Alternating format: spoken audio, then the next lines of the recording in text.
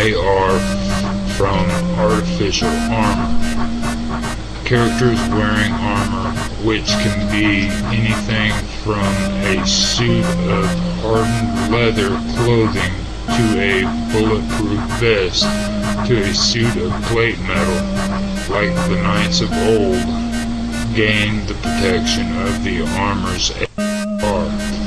If an attack roll to strike with all bonuses is less than or equal to the AR of the armor or object, door, shield, etc., then the armor absorbs the attack. Subtract the damage from the armor's SDC. When the armor's SDC is depleted, it no longer affords protection and is useless. Any further attacks will hit the character's body. If an attack roll to strike, if an attack roll to strike with all bonuses is higher than the AR, it penetrates the armor, does no damage to the armor, and inflicts damage to the character's SDC and or hit points.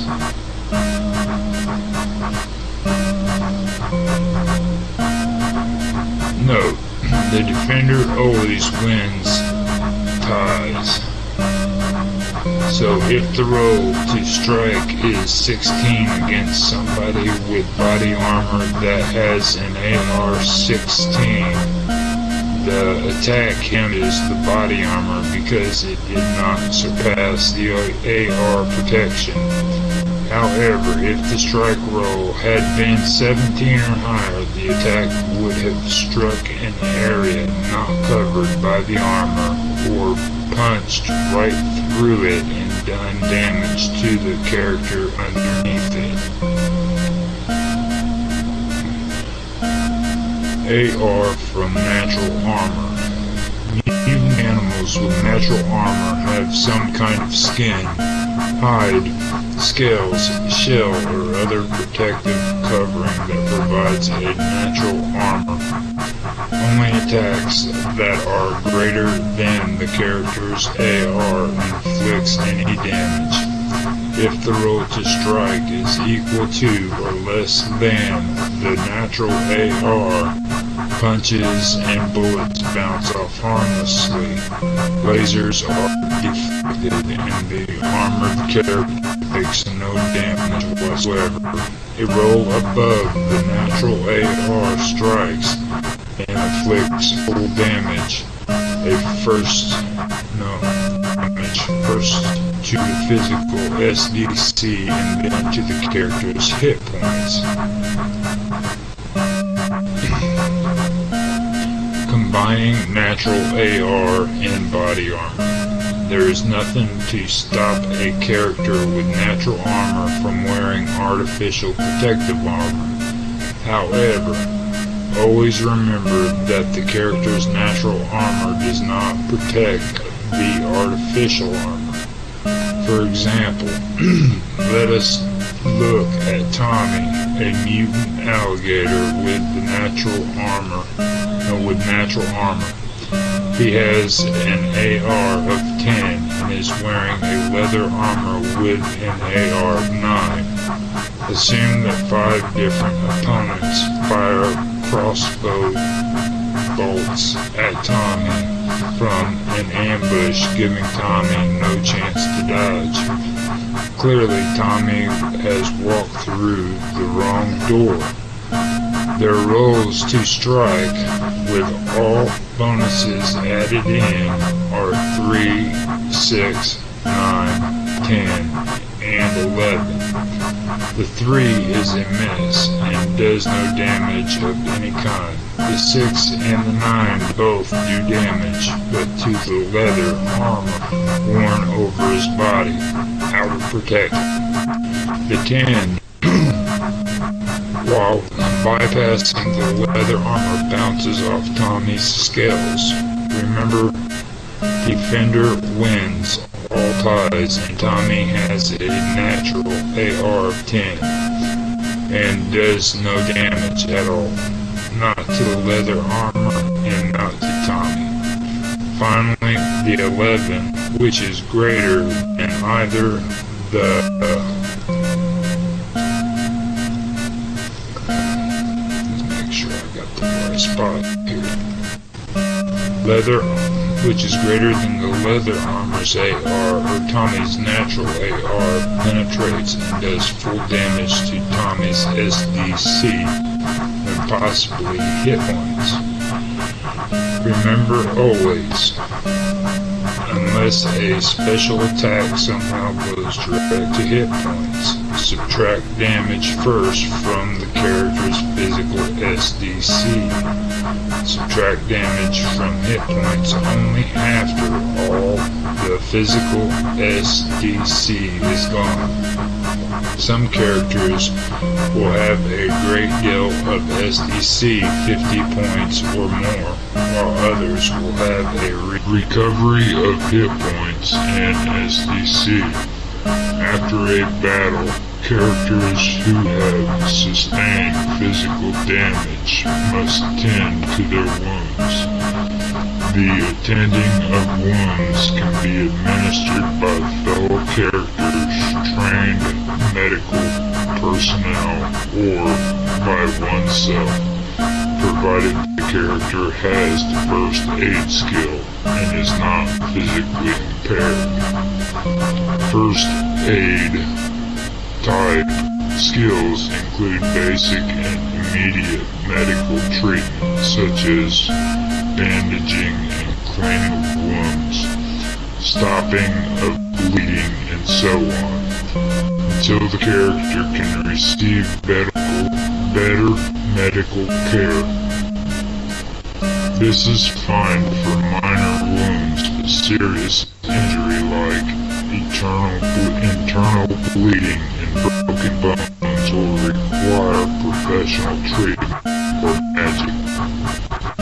Note, unless a character stops the bleeding of cuts and stab wounds, blood loss will continue to cause damage at the rate of 1 hit point per minute every 4 melee rounds. When all points are reached 0, the character falls to a coma and hovers near death. Recovery. Non-professional treatment. This is basic first type treatment by oneself or non-medically trained people. This type of treatment may be used if the character is not able to seek professional treatment immediately. It is not necessarily inferior treatment, especially for not too serious of an injury, but just lacks the full facilities and experience of a doctor or major medical institution. Rate of recovery. 2 hit points per day, 24 hours, and or 4 SDC per day. Recovery, professional treatment. This is medical treatment from a doctor, clinic, or hospital. Rate of recovery, 2 hit points per day for the first 2 days and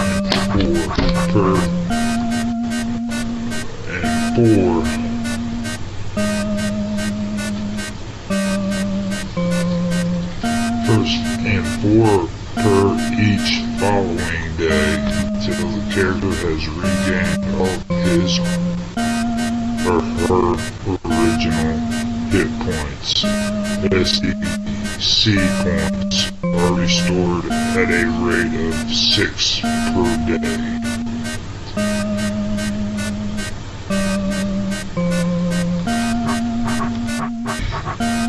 Surviving coma, and death.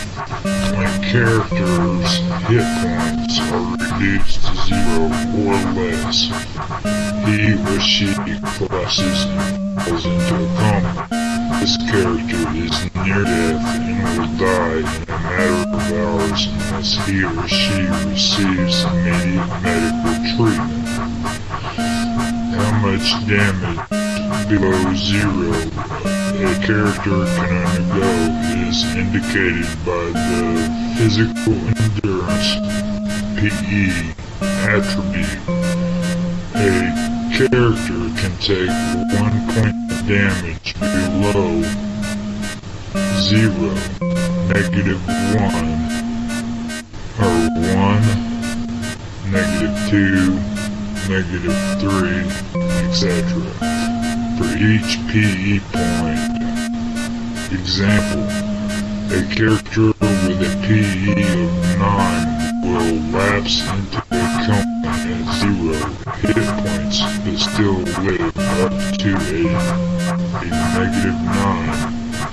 However, if the character receives more damage, which is very possible, then the PE he is receives more damage, which is very possible, than the PE, he is dead with no hope of recovery.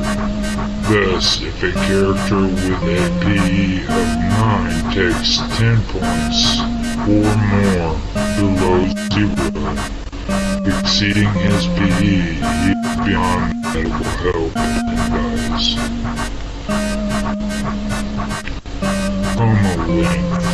The length of time a character in a coma will survive without treatment is again indicated by the PE at 1 hour for each